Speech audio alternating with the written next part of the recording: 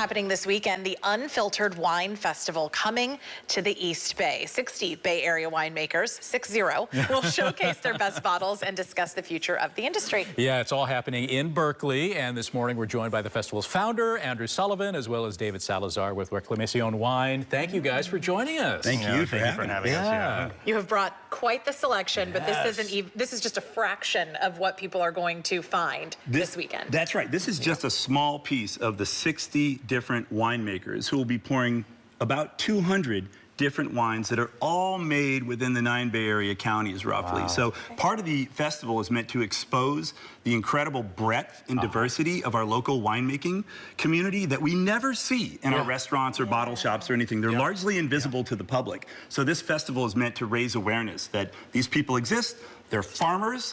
They're making wine from local grapes, but somehow they're shut out of our local food culture, and we want to change that. Wow. Right. And David, you're representing your winery with these two bottles in the center? That's right, yeah. These are two. This is a Grenache Gris and a Gewürztraminer Petnet, so some more obscure varietals than what you're used to seeing at your usual restaurant list. Yeah, I just before the segment here, I was like, oh, I want to try this rosé. I'm more of a rosé person. And he was like, well, that's not actually rosé. It's an orange. Yeah, it's a skin contact wine, which is a more technical term. So all wine derives its color from the skins, and this was fermented on the skins, which is why it gets its orange hue. Interesting. So taste-wise, it has more texture, a little bit more body-esque, as opposed to like a typical white wine. Okay. Yeah, and the varietal is also very, very floral, and you'll get to try it right now, but it's an interesting wine for sure. Yeah. And waiting for that. I like the story behind it because Andrew was explaining to us before we came on that the process of making that's kind of a return to the way wines were made.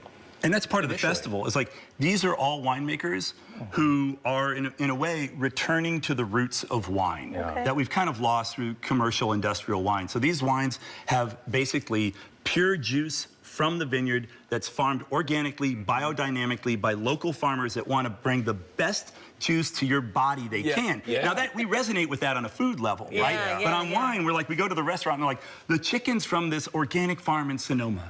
And this strawberry comes from this 4th generation family down the road. But here, let's pair it with a bottle made by a toxic French dude that requires 2 gallons of gasoline to make it to the table. So the entire slow food movement falls apart at the wine list. And that's part of what these winemakers are saying is like, we're farmers. We're part of the food system here. We're political. We care about the environment.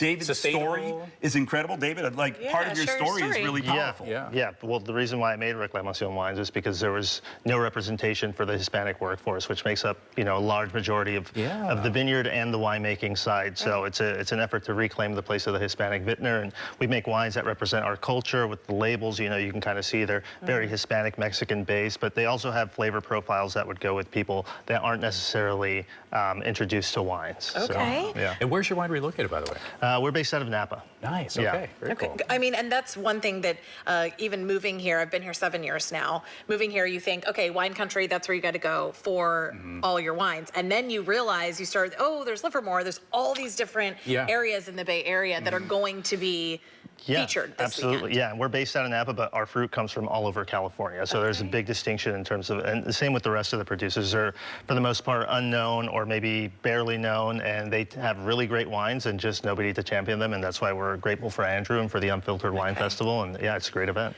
Let's start pouring a little, but I did want to talk about and talk with you guys about the other parts of this event. You're going to be tasting, but there's also going to be conversations happening about the industry as a whole, not just what you've already touched on, but I know that, we've done a lot of stories recently about how the wine industry in general has really kind of been clawed back. It's struggling a bit. It's struggling, yeah. Is that going to be part of these conversations this weekend, how to continue to maintain the industry itself? That's part, so we try to address a lot of controversial issues in the wine industry and unpack them with really differing viewpoints, right? So we've got everybody from Randall Graham and Joe Davis who come out of like the old school. These are 2 of the most important winemakers in the history of California.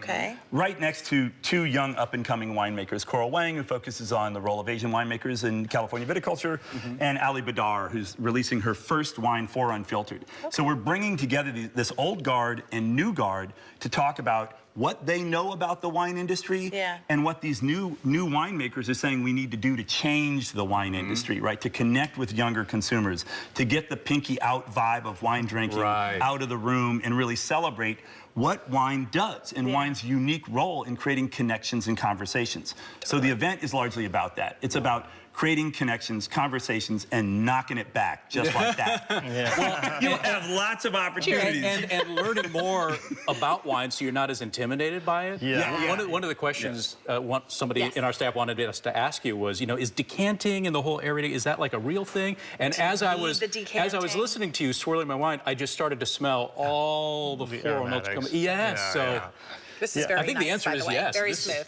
There's like a reason why. You know, it all matters, but it all doesn't at the same time, right? What really matters is that you enjoy it, that you're aware that these are part of our local economy, that when you put $1 in their pocket, that dollar stays here. It supports culture makers in the neighborhood and in the community, and you cultivate a community that's constantly improving the wine. So as you get into it, it doesn't matter where it is, whether it's just like, that's a big bottle, I want to drink that, or whether it's like, I really am into the vineyard and the grapes. You will go on a journey with these winemakers and in this community. I love it. The event is going to be at Donkey and Goat in Berkeley, Saturday and Sunday. You can buy a ticket for both days if you're like, okay, I can only get through so many in one day. You can buy, there's one-day tickets, but then there's also a full weekend pass. 1 to 5 is general admission. And then there's an after party. Yes. After party 6 to 9 at Vintage Berkeley. Thank you guys so much for coming. There will be food as well. So, you know, you don't want to just be drinking. On an empty stomach. You gotta have a little snack here and there. But gosh, gentlemen, thank you so much for being here. Thank you for supporting local arts. You bet. Of course. Appreciate it. And good luck with this weekend. Cheers. We'll be right back.